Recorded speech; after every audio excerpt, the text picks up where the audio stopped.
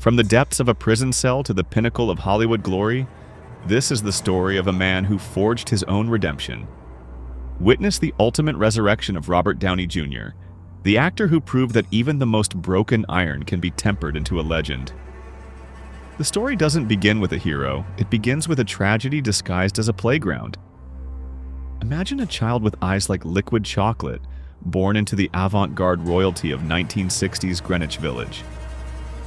His father, Robert Downey Sr., was a visionary filmmaker, but the household was a laboratory of excess. At the age of 6, when most children are receiving glasses of milk, Robert was handed a joint by his father. It was the only way his father knew how to show love, by sharing his world. In that moment, the trajectory of a life was altered. By his 20s, Robert was the undisputed prince of the Brat Pack. He was terrifyingly talented. He didn't just act, he vibrated.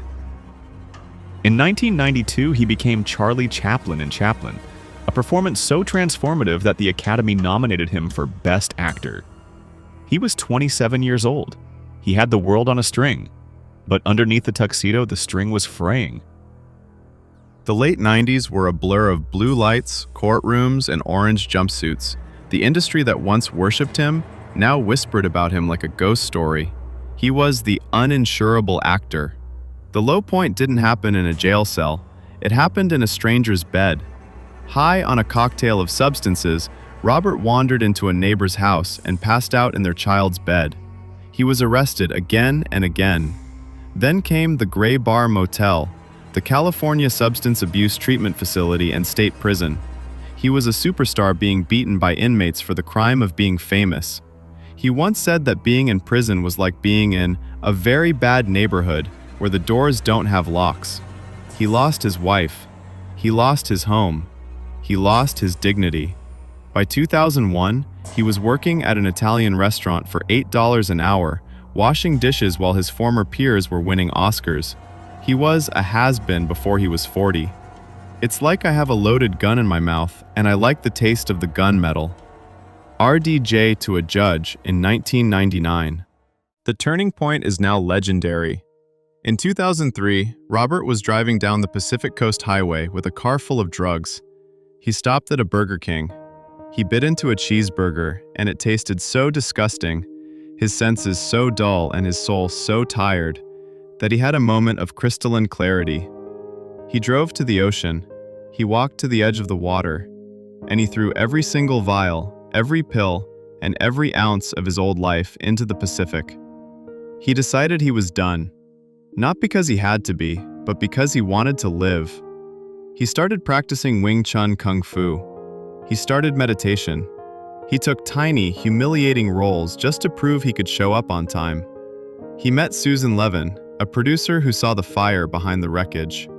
She gave him an ultimatum: the drugs or her. He chose her. He chose life. In 2007, a director named Jon Favreau was looking for a lead for a risky superhero movie called Iron Man. Marvel was a struggling company, and the character of Tony Stark was a B-list hero. Favreau knew that Tony Stark wasn't a guy in a suit. He was a man who had built a cage around his heart and was trying to find a way out. He knew that the only person who could play a billionaire seeking redemption was the man who had actually found it. Marvel executives said no. They said never. They said anyone but him. Favreau didn't listen.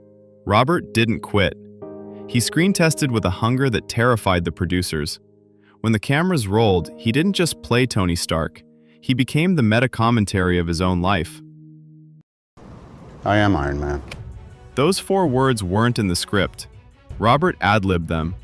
With that sentence, he birthed the Marvel Cinematic Universe, MCU, and completed the greatest comeback in the history of the human spirit. For the next decade, Robert Downey Jr. became the North Star of Hollywood. He wasn't just an actor.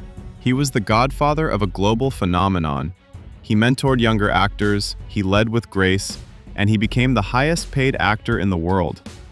But the true goosebump moment came in Avengers Endgame. The man who started his journey in a prison cell, broken and discarded, ended his journey as the savior of the universe. Iron Man. When Tony Stark snaps his fingers to save humanity, He isn't just sacrificing a character, he is the embodiment of the idea that your past does not have to be your future. In 2024, the journey came full circle. Robert Downey Jr. stood on the stage of the Dolby Theater and held up an Academy Award for Oppenheimer.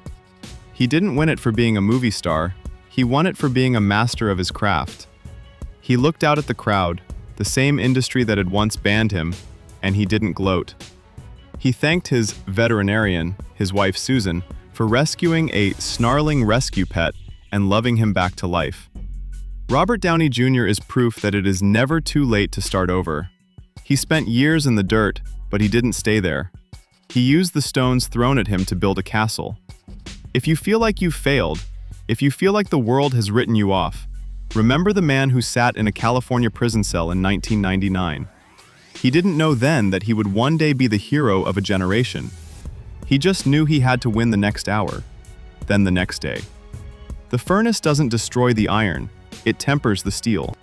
Like, share, and subscribe to Hustle Chronicles. Turn your lowest moments into your greatest comeback.